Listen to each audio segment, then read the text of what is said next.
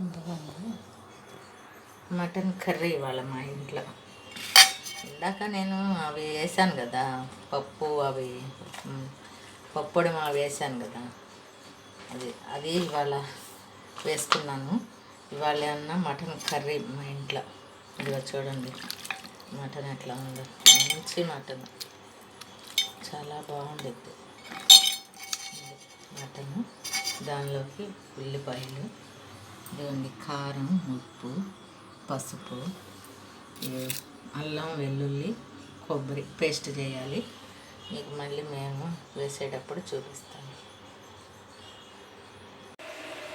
ఇదిగోండి చూసారా, ఇది నూనె పోస్తున్నాను. నూనె వేసుకొని బాగా నూనె వేసుకున్నాను.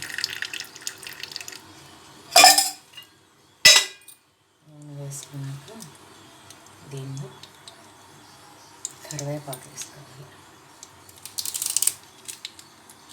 కరివేపాకు మటన్లో చాలా బాగుండిద్దండి.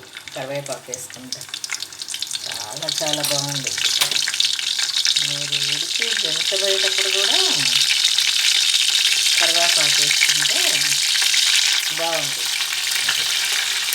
చూడండి ఎట్లా ఉందో.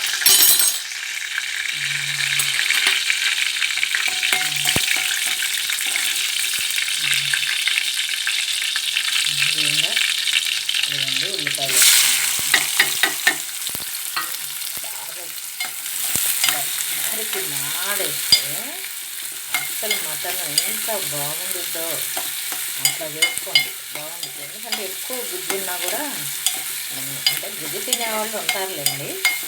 ఏంటంటే మేము ఎక్కువ తినాము గుజ్జు, మేము లైట్గా తింటాము. అందుకని ఎక్కువ ఉల్లిపాయలు వేసేసి దగ్గరికి ఎగిరిచ్చినాక అప్పుడు అది దాంట్లో ఈ మటన్ వేసుకుంటానండి.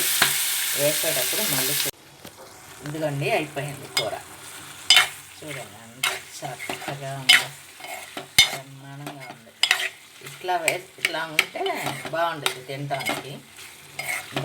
చక్కగా అంత గుజ్జు లేకుండా మాడేసినట్టు అన్నమాట. చూడండి అట్లా చక్కగా బాగా ఉడికిపోయింది. అంతే. ఓకే.